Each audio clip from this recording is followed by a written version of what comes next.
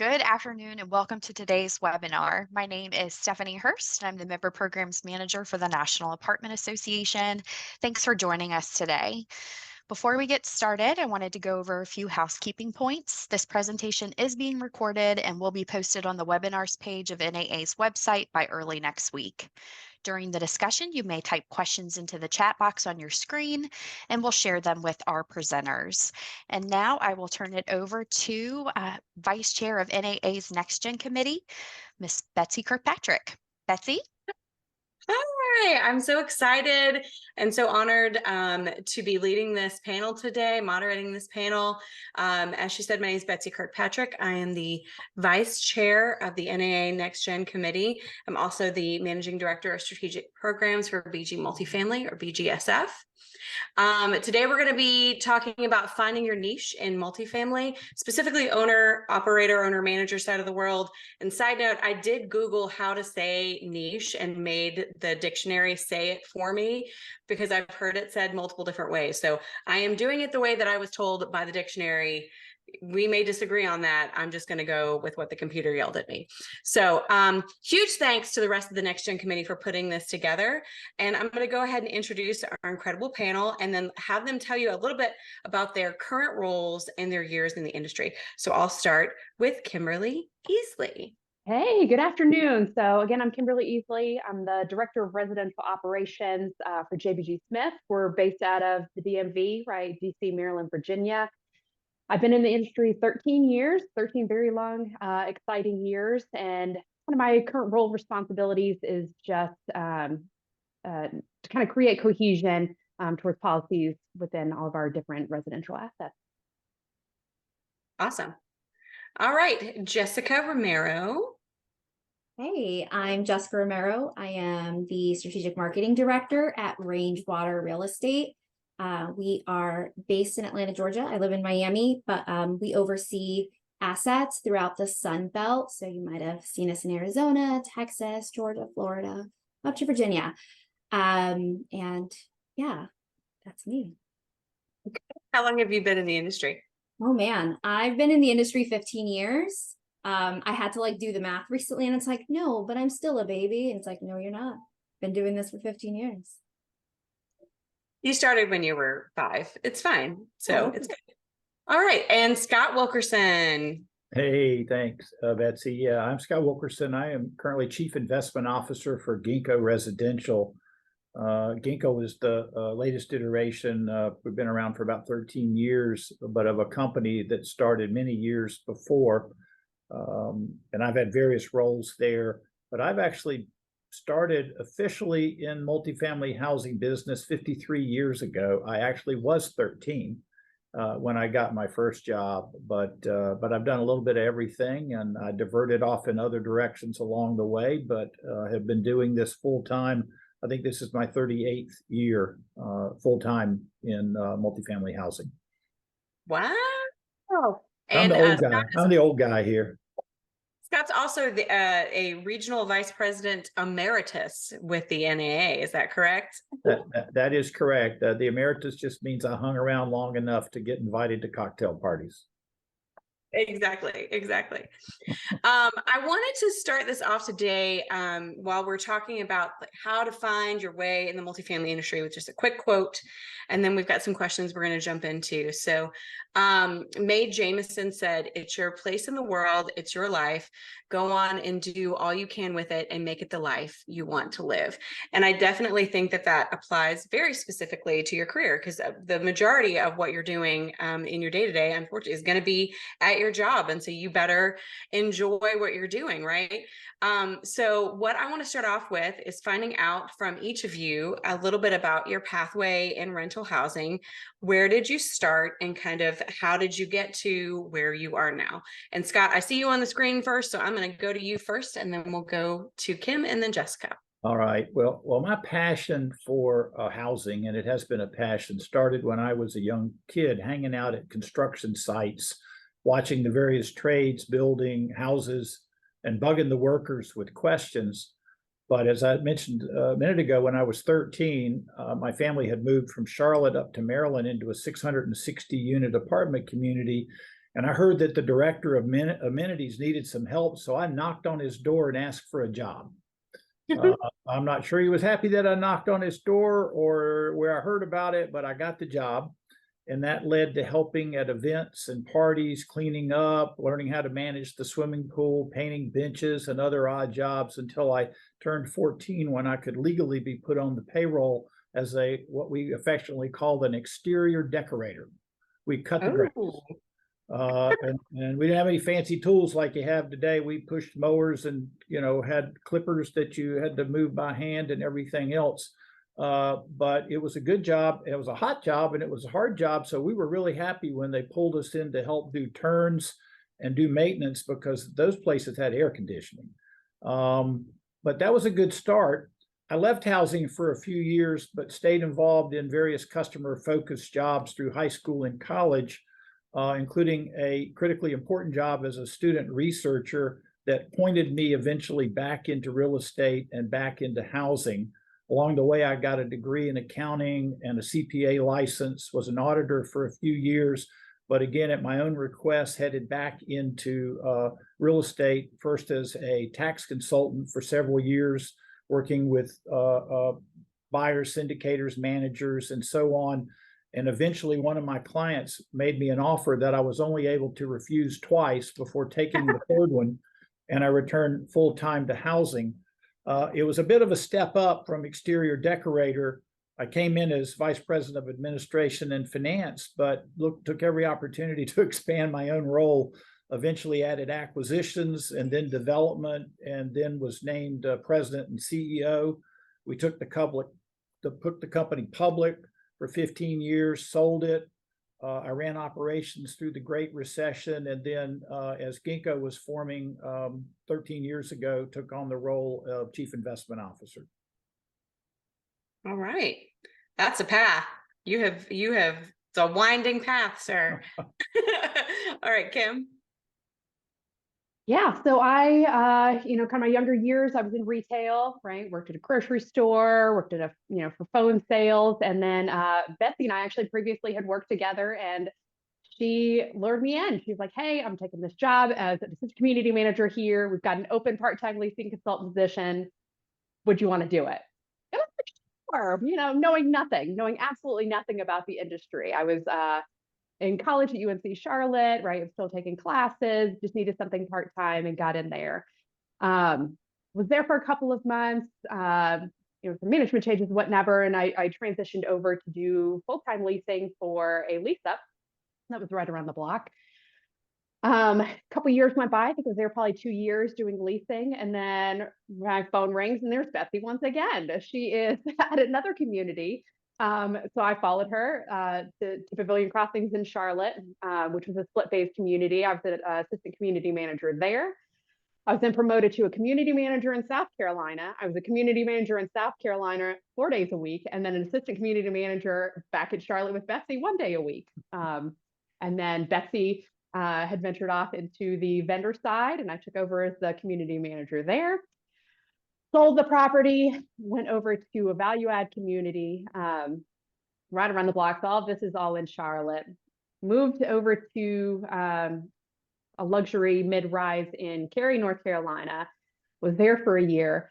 My husband got a job opportunity up in Maryland, so then we moved up to Maryland. I was community manager for a new leased up, new construction there. Was there for a couple of years, went through another disposition with that asset. And then I worked in DC for a while as a senior community manager over 2 new construction buildings, 2 rent controlled buildings, all on one property. So we were leasing the 2 new lease ups while going through renovations of the lobbies of the 2 rent control buildings.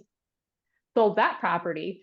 And then came on with JBG Smith. So I was a senior community manager in Bethesda, Maryland, for probably 2.5 years. And then I've started the opportunity here back in July. So a lot of just hopping reel around. right on in, man. Yeah. Voluntold. Listen, I would not have survived without Kim at either one of those properties. So I don't know what I would have done. All right, Jessica, it's your turn. Yeah. So I started as a part-time leasing agent. How I got that job, I was actually working at a CVS pharmacy. at the time. And I was going to college. I thought I wanted to become a pharmacist. But it's a little hard to make that dream come true when you keep failing organic chem, essential class you need to pass.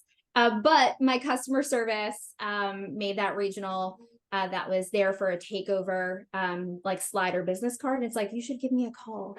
And young and naive me, I called her at like 9 p.m. when my CVS shift, but for some reason, then like she was so mad at me waking her up after an exhausting day, but she called me back and gave me my first part-time leasing job. This was like 07, 08. So when the market was doing its funky thing back there, it was a failed condo conversion. Those were very popular in Florida. And when I got there, the occupancy was like 50, 60%. And I had my Elle Woods moment and where they told me we had to get to 90 something. And I'm like, what? Like, that's hard. And you know what? We killed it. And that turned into you're really good at some of these things. We're taking over another asset. We're going to move some people around. We think you could be a property manager. So it's in that kind of like crazy adventure of like moving into something else that made me realize parts of my job I liked and didn't like, to where when they were looking for like a traveling leasing agent to help distressed assets, I was like, ooh, me. So I did that for a while. And then I was able to try the supplier side for a good half of my career in multifamily. But I've always kept kind of like really great working relationships. I'm very curious by nature. And a lot of aspects of what I was doing on the supplier side with like account managing just pivoted and fit right in with our strategic marketing department here at Rangewater. And so now here I am as the strategic marketing director with Rangewater. The rest is history, right? You know? All right. So kind of getting into a little bit of meat and potatoes here. What advice do you have for people that are trying to find their way in this industry? Either they're just starting out or maybe they're a little stuck and don't know where to go. And then kind of a secondary question for that is, are there resources or things that you would recommend that they do to help them? So that could be specific podcasts, books, any type of like designations or learnings, anything like that. So I'm going to start with Jessica since you just started, and then we'll go to Scott. Yeah. So I've had actually a previous supervisor from my last job tell me that I'm a very curious person. So I feel like that's like a key descriptor of like who I am. And I think that that's really been really beneficial. I feel like we were all told a lot as kids, like there's no such thing as dumb questions, like please ask them. So I don't have that fear of like sounding dumb. So I do ask questions. I want to learn something new and learn how to be better. And I think that that's kind of what's helped me fall into just conversations or have people think of me in the back of their head as like teams are expanding or they're looking to pivot or do something. So I think that that's one really important thing, that like get out of your own head, ask questions. If there's something that someone within your organization is doing, just reach out to them, like an email. We do a really cool thing at Rangewater called March a Mile. We used to do it just in March, but it's kind of expanded into the whole year. And I can drop in the chat like some good links and pictures where you can see what our teams are doing. But we get leasing agents that shadow our reputation management team. We get maintenance team members that shadow regionals. One of my favorite success stories within our organization is there's this gentleman, Jiren, and he had a background in construction management and then had gone to work on site. That when Rangewater started its own construction division, he was put in contact without, because everybody knew this about him. So he was like employee number like 2 or 3 that we brought in there. And so that's like a key thing. We're just having conversations and inquiring about why we do this way. When we had that department open, it's like, that's immediately who we have to call. So I think it's that, just be curious, have conversations and ask questions. That's been very beneficial to me. Love that. Scott? Jessica, you just gave a good example with the gentleman you mentioned of what I'm going to talk about here from a philosophical standpoint. And that is, I've had a lot of luck in my career path. And we all need to have luck in our career paths. The question is, what is luck? And the best definition I ever heard was preparation meeting opportunity. So the gentleman you talked about was prepared. He had shown what he could do, and the opportunity knocked and he jumped on it. On the opportunity side, I've asked for almost every job or role I've had in my career. A couple of things people came to me about, but I was already knocking on that door. You know, everything from buying my own lawnmower when I was 10 to knock on neighbors' doors and get jobs cutting their grass, to knocking on the director of amenities door when I was 13, to convincing Reynolds Metals to create a job for me as a student researcher when I was 19, which convinced me that that's exactly not what I wanted to do in my future. And I headed back towards real estate as a result. As a general statement, success doesn't come and find you. You have to go out and get it. So you've got to have that preparation side. And that's the harder part, but it's also the first part, right? And it's even more important because you've got to be ready. I think Abraham Lincoln was reported to have said that if he had 6 hours to cut down a tree, he would spend the first 4 hours sharpening the axe. So the preparation is sharpening the axe. You've got to be ready. So how do you do that? You continuously learn every day. You read books, magazines, websites, case studies. It's easier today with the internet than it used to be. I used to travel around with cassette tapes in my car, if anybody knows what that is, and listen to cassette tapes during particularly drives home or early drives in the morning on negotiation techniques, on self-management, on time management, on all kinds of different things. Later, it morphed to CDs. Now you've got podcasts and streaming, so it is a lot easier. Take classes. The apartment association is a great place. Community colleges, they're on the web. It's a very broad description of classes, but do that. Like Jessica talked about, ask questions. Always try to understand why you're doing something. Try to understand the numbers behind it, what the issues are, the pros and the cons, and think like an owner, or at least think like the person who has the job you want to have. Okay? Try to look at it from different perspectives. And your current employer may support you with time and money, but you can't sit around and wait. You have to invest in yourself. Nobody else paid for me to go to college and get an education or to get my CPA license. I had to do that on my own. And then while I was not in real estate, I went out and got a North Carolina real estate license. I really had no reason for it, but I assumed the knowledge and the license would help me at some point. And I was right. So never stop learning. Don't accept things at face value. Understand the why, look behind it. And then try to make it better, and realize that making mistakes and determining what you thought yesterday was wrong because you've learned something new is a key part of your future success. And I've got lists of webcasts of writers of books and all I can share, but maybe we ought to do that offline. But you can go find them. They're all out there, and they're easy to locate. We can share a list of podcasts and books later for sure. Absolutely. And I will give a quick plug. You talked about various ways that you can expand yourself. NAA specifically has multiple of those. So there's the 20 in their 20s program. There's a diversity leadership program. All of these are scholarships that you can apply for that will not only expand your learning, but will help you expose yourself to different people in different roles than you're in, which is always wonderful. Kim, how about you? Those were all great comments. I could echo every one of them. And one of the things Scott said is kind of taking charge, right? You need to advocate for yourself, right? You need to, if there's somewhere that you want to be, what way do you need to get there? Push for cross training, right? If you're a leasing consultant and you want to be an assistant community manager, ask your assistant, can I sit in? Can I watch you do this? Can you teach me how to do it? If you're wanting to know something about a certain topic and your community manager is going to be on a call about it, ask to sit in, to say, hey, I'm going to sit in the background. I just want to listen in. I want to get other, perspectives, point of views, thoughts for it. Elicit feedback from your mentor or your boss, right?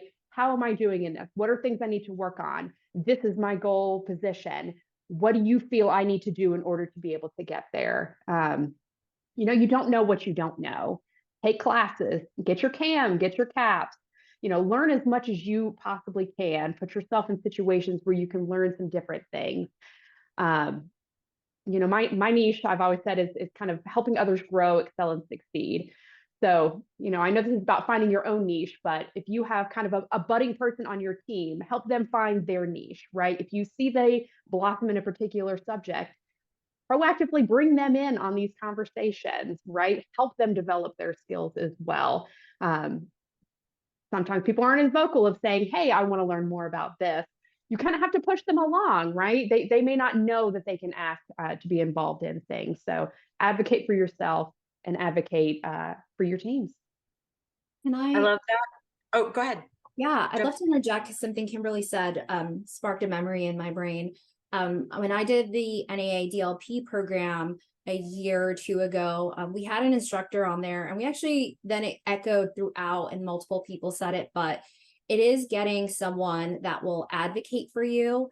So finding like a Kimberly somewhere, it doesn't even have to be within your organization. They could be someone that's on the board of the apartment association where you are, that just sees potential that you can kick ideas with, kind of like a mentor of sorts, but it's different, like having a mentor versus someone advocating for you, to where it's like, yes, you might be very new in this position or green or something within your organization, but they know and they can vouch for you, that just brings more weight and like other people in the decision-making process to be like, you know what, like, yes, Betsy should be the president of the United States. Let's do it. So yeah, find an advocate.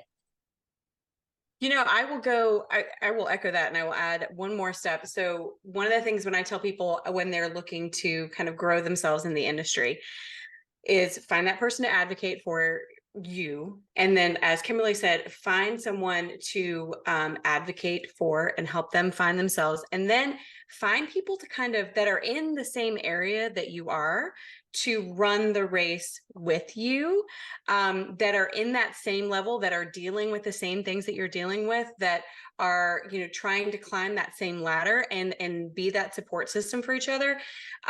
Because do it across the United States. So I have several people that are kind of my people that I will do this with. And then I have people that I try to bring along, and then people that I'm like, let me hang on to your coattails, please, So I definitely think having those 3 layers is like incredibly important.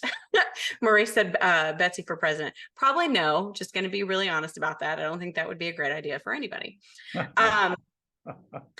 I do want to add one thing though. So I've been a supplier for 9.5 years now, and I never got my CAM, but I had never gotten my CAS, the certified apartment supplier. And I was like, I don't need this. I am a supplier. I'm a successful supplier. I've been a supplier for a long time. And then over time, I was like, I'm just going to do it. I'm going to take the class. I've been in the class literally this week. And let me tell you, the amount of things that I did not know that now I am still don't really know, but I'm studying and trying to learn. But it just really reawakened to me the fact that you just can never know everything. It's just not possible. Even if you're doing a job and you're being very successful, somebody else is going to be able to teach you something. So just kind of something to think about there as we're moving forward. And you can learn something new every single day. Absolutely. And you should learn something new every single day. I mean, that's part of what makes it fun and interesting and thinking. And when somebody tells you that it's not the way we do it, or it's never been done before, or nobody else does it that way, that's just a challenge. It makes my head explode to hear words like that from people, but it's just a challenge. Figure out a better way, figure out how to make it more efficient, how to make it faster, how to make it more valuable. Just always think and don't just do. I agree. I'm going to skip just a little bit, just the order, and ask a question, which is, what are some other pathways that are maybe not the traditional pathway? So if we're on the leasing side of the universe, a lot of people will think to be a leasing, to be assistant manager, property manager, regional manager, and so forth. And if you're on the maintenance side, you're like, I'm going to be a porter, groundskeeper, make ready technician, certified technician, and then a maintenance supervisor, and then maybe a regional. So there's so much out there in multifamily. And so let's talk a little bit about what some of those other things are. I'm going to start with Kim this time. Oh, and this is tough because I kept thinking over this and I would say, oh, I got one more thing I need to add to my list. Like there are just so many different pathways you can take. One of the ones I was thinking about this morning was we have a social impact division here at JBG Smith, right? That kind of focuses on affordability and really making an impact not only in a specific community, but in the neighborhood that surrounds it. We have diversity and inclusion, right? We have an events coordinator who essentially plans all the resident events for all of the communities within our portfolio.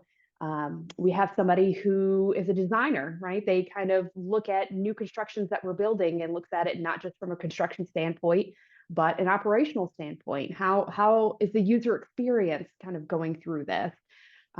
It can be a brand manager, right? Speaking for your company, running the social media. There's a ton of different, and I'm going to let her kind of speak to the marketing portion of it. So I won't go too far in here, but accounting, being an analyst, there are a ton of different pathways that you can take. It is not a one-track career. So definitely kind of looking into what other possibilities they are. What does that job description include? What are things within that you may be successful at? Okay. Jessica, she mentioned you, so let's go there. I am probably going to get some flack for this, but I've never liked that ladder of like, you have to be a leasing agent, an APM, and then a manager, just because I like speaking for myself. That person that is like a superstar leaser might not be the person that loves to deliver bad news about like you're being evicted. Amen. Like, hallelujah. I hated that conversation, but we have so many amazing leasing agents that have a little bit of an analytical brain to them, like when they're putting together their cost per lead and lease reports and looking at like what sources are working for them. And they're proactively reaching out to the marketing team of like, hey, I'm not really seeing anything from XYZ, where the majority of the Rangewater team has worked on site before, to where it's like that person that like was in my inbox, was calling, asking me questions. It just makes sense when we have an opening of like, oh my gosh, this person's already half doing it. They get it. It's not going to be a hard train, to where I think we have a lot of great success stories that way. But I think it's also take a step back. There's so many moving pieces happening in multifamily, that like one conversation I had recently, our executive managing director, Ashley Cassidy, who oversees capital markets. I had seen that title a million times, and I finally asked, I was just like, hey, excuse my ignorance, like, what does that mean? And I asked my husband, I was like, I'm not dumb, right? Like, do you know what that means? And he's just like, I can kind of guess. And I was like, no, my brain didn't put two and two together.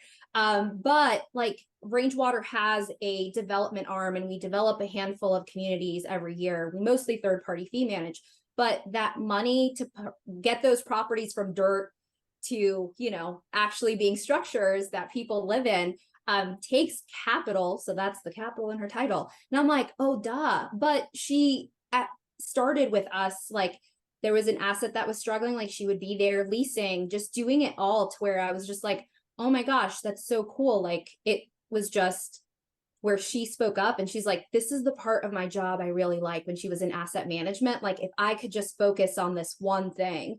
And Rangewater was like, yeah, if we had someone focused on just this one thing, imagine how much more capital we could probably get to get more projects off the ground. And she's awesome.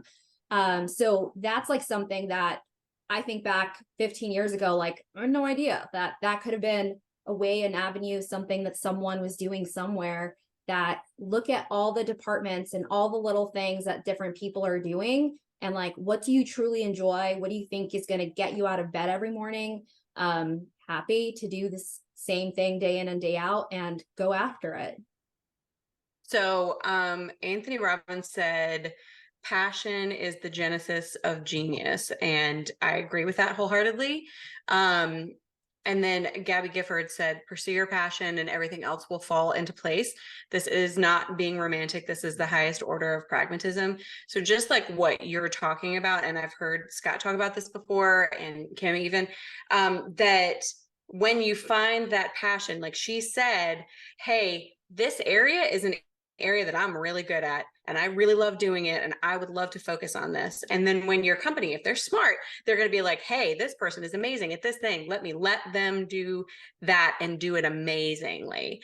That's fantastic. Scott, I'm going to go to you. On that same subject, I mean, I'm about as unusual a path, I guess, as a lot of people, having worked in multifamily housing as a teenager and left and came back through the side of being a tax consultant and an advisor on acquisitions, syndications, financing, a little bit of everything in a unique way in which I had to read and review basically every important document and contract, partnership agreement, and so on for each deal that we worked on, due to quirks of the securities laws, in order to issue the reports that had to go along with those. And it just gave an amazing amount of insight into what other people did, how they did it, to every aspect of that part of the business. So while I came back in more of an accounting related role, I didn't stay there. I moved over, somebody had to do something with acquisition. So I grabbed it and ran with it and did well with it. Development, we had several developments and somebody needed to jump in and steer the ship a little bit more. So I jumped into that and took on the development side of it. And all of those things built on themselves to eventually, taking our company public and along with the team, because nobody does this stuff by themselves. Along with the team, we were very successful until we sold it in February 2007. And those who study history know that was right before a major economic crash. So the timing worked out well. There is no fixed path. Yes, there is a lot of times people start as groundskeepers like I did and become, maintenance assistants, and they get more training and they become maintenance supervisors and maybe regional maintenance supervisors. And there is absolutely nothing wrong with that. That's a great career path. We depend on those folks every single day, and I applaud them for their passion, to use the word again, in what they do. But we also have people who have started down that track and found that they like renovation, they like construction. They like something else, and they move into a role that's not sort of your normal perceived role. And there's so many roles in this business. Kim and Jessica have mentioned an awful lot of them, and there's even more. And as the industry evolves today with more centralized leasing and other centralized operations and new on-site roles, and the opportunity is just unlimited. I mean, one of the key drivers of this business is everybody needs a place to live. So our demand driver is huge, and it's not going away. So the opportunity is endless in many ways. Yes, life will change. AI will change things. Construction will change, but this is a business that's not going anywhere. So there's huge opportunity here. Yeah. And each of you touched a little bit on different things that your companies do. And so one of the things that I think is so integral when you are choosing what you want to do is also choosing the company that you want to do it with, that is going to support you, that is going to let your voice shine, that is going to allow you to move forward in the way that you want to move forward. So while you're looking for roles and looking for, your pathway, what do you look for in a company that's going to help you progress? I'll start with you, Scott. Well, if I can divert off of that just a bit, then I'll let Kim and Jessica hone back in on it. I think something you've got to keep in mind is that no matter who signs your paycheck, doesn't matter what company it is or what role you're currently in, you are really self-employed. Every one of us is self-employed because you are the CEO of you. And as CEO of you have full responsibility for every aspect of the company, productivity, quality control, cost control, relationship management, communication and marketing, training and development, innovation, customer satisfaction. Don't ever forget about that one. Customer satisfaction is not just your residents, it's the company you work for, your customer.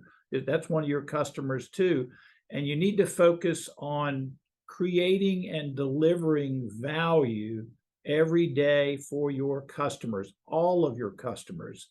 And that's how you get additional opportunity. It's how you get paid more. It's how you prove your worth. I have a friend a number of years ago who went to work for a company that was one of the old line companies, communication companies in the United States. And they hired him to try to clean up an aspect of their business. And he did it. And when he came in with his final report, his supervisor noticed that there was no role for him in that business line anymore. And he said, "No, you don't need me anymore. I fixed that. You don't need to hire somebody like me. You need people who do this, this, this, and this." So the last thing they wanted was for him to leave. So they found another spot for him, and he did it again, and he did it a third time. And every time he got a big raise and he got a big bonus, and would come in with the fact that you don't need me anymore. And they kept moving him to a new role. And that happens surprisingly often for people. So again, you are in control of every aspect of you. And I don't care what you do. You should do it better today than you did it yesterday. You should make it more efficient. You should learn. You should create value. And that opportunity, no matter who's writing your check, will be endless, I think. And I'll defer to the others on some of the, I guess, more specifics relative to individual companies. Okay, Kim? I would say asking about their culture, right? Asking about their culture, who supports you in your day-to-day, right? Who else do you have kind of interactions with, right? Are you talking to the marketing department? Are you talking to these different kind of divisions? So you know what else is out there with that company. And be frank, ask the tough questions. What are the areas for advancement? What are the areas of opportunity? What are some things that your company offers that somebody else doesn't? This is you interviewing them as much as them interviewing you. So you have the opportunity to be selective about your employer. You have the opportunity to be selective about your manager, right? I may like a company, but if I'm interviewing with a particular manager that I'm like, our personalities aren't going to gel, they have unrealistic expectations or what have you, that may not be the opportunity for you. So, make sure that you're looking for someone who's going to provide support and be able to provide opportunities down the line. I love that. Jess? Yeah. I will echo a lot of what Kimberly said. I look at who works there. I heard a joke recently from a friend not in the industry, because our industry is wonderful, where it's like, it's a dumpster fire where I am, but I look to the left and the right of me and I like the people I'm in a dumpster with. And that made me chuckle, but it's like, yeah, the people that you're surrounded with will like help you get through tough times. So like a few of us touched on like having worked in the industry in like 2007, 2008 when things were tough. And I feel like right now we're going through a little bit of a wonkiness. And if you have a really solid team and support system within your organization or wherever you're looking, then that will get you far. So I think that that's really important to look at the culture and the organization. I like seeing organizations that are innovative. So where they are open to new ideas and structuring departments a little differently. In Range Water's marketing team, we love to break things and see how we can fix them and build them better. So that is a key pillar for me that just check the boxes. And then when you're looking for growth, I think that that's really important. And one thing that we haven't touched on yet, but never burn a bridge. I saw my friend Michelle chat in here, and she's like the perfect example of someone. She loved working at Atlantic Pacific, but there was an opportunity she wanted to try. And she tried it and she loved it, but she was also able to come back to Atlantic Pacific that always had this warm spot in her heart, and like her eyes would just glimmer and shimmer with happiness anytime she talked about them, even when she wasn't there, that they were like, please come back. And in a more senior role. So like people are always thinking of you, even when you leave the organization, to where you can boomerang back, or when they're looking to innovate and do something differently, to where make sure you're not, you know, torching the place as you leave, because you never know when something amazing might be available back at that place that you loved. That's Yeah, a please good, don't torch. Yes. that's a good point. You shouldn't burn bridges. You don't need to burn bridges. Sometimes there's cases where it might feel good, but it's the wrong decision almost every time. And in that front, you know, when I'm talking to somebody who is looking for a job, and we need somebody and they might be a perfect fit. And while there are rare exceptions where this doesn't apply, as a very broad general statement, if they say I'm available tomorrow because they're going to quit their current employer and walk away, they just disqualified themselves from the job. That if you're going to treat, I don't care what it's like, that somebody's been writing you a paycheck, hiring you, if you're going to treat them like that, you'll treat me like that. And that's a disqualifying situation. There are exceptions, but they are rare. The other thing, I think the culture comment is a big one. I once got offered a job to come and be the CEO of a real estate company, but a different product line. And my comment was, well, you know, I really don't know that product type. I think I'm smart enough to figure it out, but you know, I don't know it. And the comment was, well, you don't need to know it because you're just going to do whatever I tell you to do. And I'm like, all right, this is over.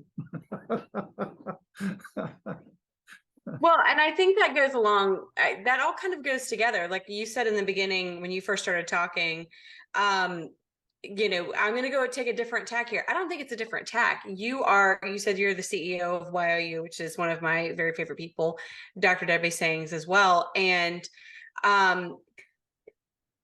when you are looking for a place to work, you get to make that choice. You get to choose where you're going to go. And so at being that CEO, being self-employed, as you said, making those choices for your life, and what Kim and Jessica were saying, when you're interviewing with your company, just as much as they're interviewing you, having those conversations up front is absolutely so necessary.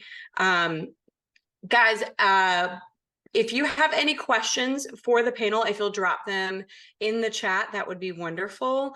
I would love to hear anything. That we've got a lot of great people here, so, or put them in the question and answer area.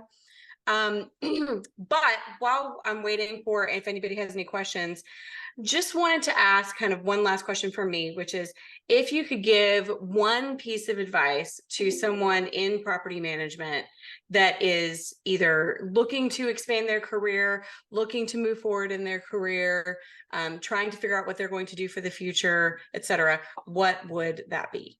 And I will start with Jessica.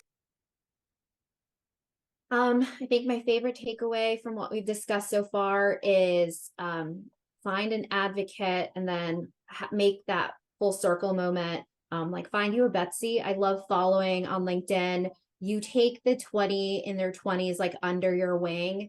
And I think it was a 20 in their 20s 2 years ago, and like you helped craft for them next year at NAA to like submit a submission for them to speak. It got chosen, and you were like a proud mama bird up there with them, and they're just also intelligent, and like you played a key part in that like you have that group that advocates for you, but being able to see that as well, it's like those conversations probably just spark ideas in your head of like how to pivot and bring new things to work. So make sure you're doing both of those things, that you're advocating, you're finding an advocate that will think of you in a room that you're not present for any upcoming positions, but then also find someone that you can advocate for, because it will just keep your mind fresh on ideas and things that you can do for yourself as well. I love that. And thank you. Let me tell you though, those people are some of the most intelligent and driven and smart individuals I've ever experienced. And I was lucky to be around and be a part of. 20 in their 20s. One now. My favorite things. What'd you say? I work with one now. Eddie joined Rangewater recently. I was so happy when he came there. It made my heart so happy. Okay, Kim. I would say my one piece of advice would probably be don't be afraid to put yourself out there. Don't be afraid to change direction. Don't be afraid to fail, right? Life is not a one-way street. You're going a certain trajectory. You're like, hey, I feel like I can do this. Not what you thought. That's okay. It's not the end of the world. There are other opportunities. There are other directions that you can go. And just take stock in what you've achieved, right? Sometimes people are like, oh, I'm just a licensing consultant, or oh, I'm just a manager, or oh, I'm just this. Really take some time to think through what have I achieved in this year, whether it's in your personal life, in your career, right? Things that you can be proud of. That will definitely kind of get your mind going as well of, oh, here's what I'm good at. Finding, if you're finding your niche, this is what I'm good at. Let me utilize these things to determine what is my next step. I love the not being stuck. Somebody said, like, you're not a tree, you can move, so you can get up and move to another place. So if the job that you're in is not the right job for you and you realize it, it's not the end of the world. It's not a failure. It's something that you have learned. And now you can move on to something else, knowing that that is not the right fit for you. So that's and really I think great. sometimes people stay for the people that are around them, right? So they may not like what it is that they're doing, but they like the people that they work with. And, if we're thinking about CEO of you, sometimes you have to change direction at some point. You're going to leave some people at the place that you were and take a different opportunity. And that's okay. If they were truly supportive of you, they will be happy for you when you transition.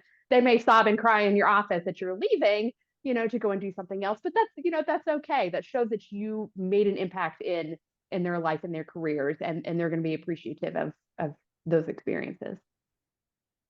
So that actually happened with us. Jessica used to work at the company that I work at now, and I transitioned to being her regional right as she had put in her notice. And it was a big joke between us that she was leaving because I was coming to be her regional. But one of the things that I find to be the most important is just exactly what you said, being happy for people taking a different step in their career. I feel like, did I send you a pineapple, Jessica? Was it a pineapple? There was something like, huh? It was. I think it was like For like her first day at her new job, and it was like be sweet on the inside, wear a crown or something like that. But I think the big key in that is, like, Jessica and I have remained colleagues and friends ever since then. And if you see somebody that's leaving your company, or if you're leaving your company, we said this earlier, but not burning these bridges is so incredibly important. It's the biggest, smallest industry in the world, and it will come right back around eventually. So, right. Yeah, Tara is on here as well. She used to be with BG. So we love some Tara as well. Shout out to Tara, by the way. If you're looking for some mentor situations, Tara's got a whole group. You can find her on the LinkedIns. She's fantastic. So, Scott, what you got for us? There's so many things I can say on this question, but I'm going to divert to a different direction than I had planned based on what Kim and Jessica said. It's a whole lot easier to get pushed up from below than to pull yourself up by yourself. So focus on helping other people. Help those around you get better. Train somebody to do your job. I once had somebody that worked for us tell me, I want your job. And I said, man, that would be great. As soon as you are ready, you can have it. They said, well, what are you going to do? I said, I can focus on things that are the most fun. So you can do the work, and I'll sit back and think. I'll sit back and focus on new ideas and new opportunities. And so it never hurts to help other people get ahead. It never hurts to build. It's a network building. People will like that. It makes your job easier. It makes their job easier. So, I've heard people complain about, well, if we spend money to train all these employees, they'll leave and go somewhere else. Well, the alternative is to have a bunch of untrained employees. I've heard you say that before. And can't get to jail. By the way, I give credit to almost everybody I've ever read or talked to or seen, because I don't come up with a lot of original stuff.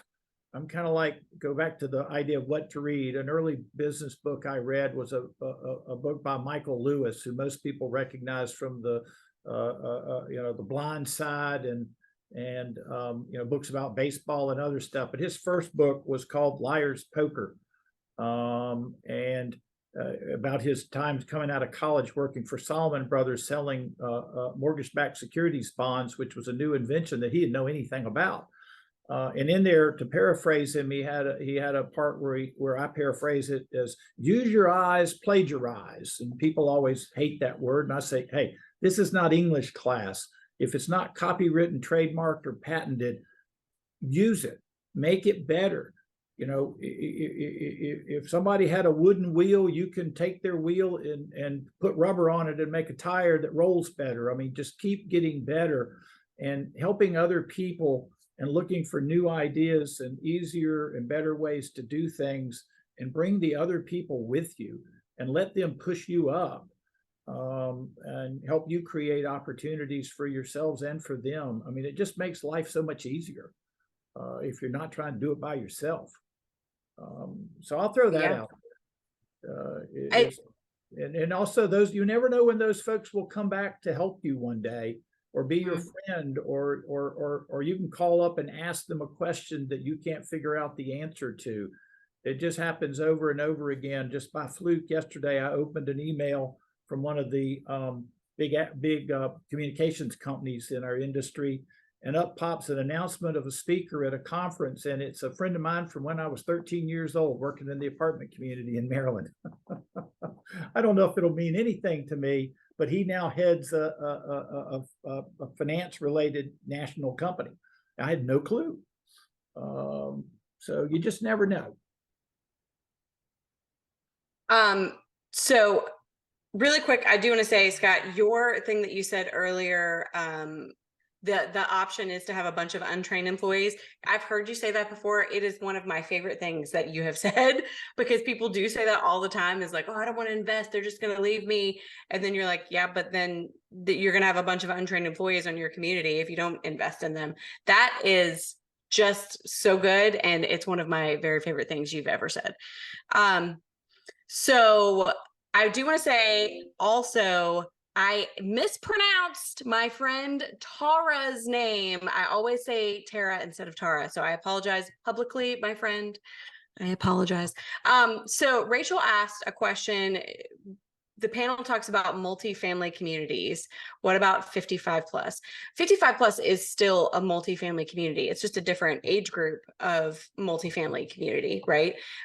So it's more than one family living underneath a roof. But is there anything specific that this group has towards multifamily specific that are 55 plus? I can start. Rangewater has a 55 and up brand that we develop, called Olea. So we have some experience there. And there are a lot of similarities and parallels. I think the thing that we do a little differently is it is a heavier event planning calendar. I was actually at a community yesterday, and they host about 100 events a month. Some of them are resident led, but still, like, putting that full calendar. They do these beautiful balloon arches, charcuterie boards. They have all this stuff, like whole room dedicated to it, and multiple amenity spaces. That event planning is like a thing all in itself, and having someone that enjoys it. Like, I've worked on site with plenty of people that are like, please don't make me have to plan a party. Like, I'd rather, like, poke my eyes out. So that's an avenue. We have some people on our team that are really great, especially with that demographic, that when that community sells, they're kind of like already, we know, but they're also like just waiting to see when we're ready to staff it. So like having a national leasing manager or someone that copy paste does that. On our development side, there is a niche there as well. There's certain things we have to take into consideration as we are planning it, like how many 88 parking spots and like the height and counter, all these things, that there is this whole kind of design and development team that is on the lookout to make sure they're on that. And like that 55, like every year, the person that turns 55 is, was born a different year. And so we start to tread into, it's not only boomers, like it's Gen Xers that are moving into that. So how do we start pivoting and thinking? So there's a lot of ways. Marketing, there are communities, there are some companies that are fully dedicated to just 55 up space as well, that have a lot more that I didn't touch on here, but it is a great space. And if you're really passionate about it, I highly recommend you submit something like to NAA and your local apartment association for them to get some like great minds behind that to continue just chatting about that space. I will add to that is I do think we've talked a lot about finding your passion in and amongst this. This really does, I think 55 plus really does have to be in a lot of ways a passion, especially if you're working on the community, because especially as the people that you're working with are getting older and older and older, you're dealing with families, you're dealing with people that miss their children, you're dealing with people that, might be lonely, you're dealing with people that might pass away while they're there. And as a person, I've had people pass away on a community when I was a property manager before. It is traumatic, but you're dealing in an older population, you're dealing with that probably even more. So just knowing that if that's where your bent is, where you're passionate about, is pouring into that community and the things that are valuable for that community, that's a great space to be in. Well, guys, we're coming up on our time. I wanted to thank really quick, first of all, each of our panelists. So Jessica, Kimberly, and Scott, you guys are amazing. And I wanted to give a big shout out and thanks to the Next Gen Committee for putting this together, and for Katie Wren for leading our Fearless team. And going to give just a quick thing here. Always remember you have within you the strength, the patience, and the passion to reach for the stars to change the world. That's Harriet Tubman. And I'm going to toss it on over to Stephanie now. Thanks so much, Betsy. And thanks to all of you for being here today. It's really inspiring to hear all of your stories and just how you all started. Scott, your path is really windy, but a very enjoyable story. And now I'm ready to move into one of those 55 and up communities. I love it. I love it. So before we close today, just have a few NAA updates. We are currently accepting nominations for Maintenance Legends for the month of September. So please submit your legendary maintenance professional. We have some awesome prize packages on the line for September, maintenancelegends.com. Voting will open for the Legend Leaderboard on the 22nd, where you can vote for your favorite maintenance professional. And then in 2 weeks, on September 29th, please join us for the supplier edition of today's webinar, where we'll be learning all about different supplier pathways, and you can register here. And finally, we will begin accepting applications for the Diversity Leadership Program and Leadership Lyceum next Monday, September 18th, 2023. These are some awesome opportunities, so please apply.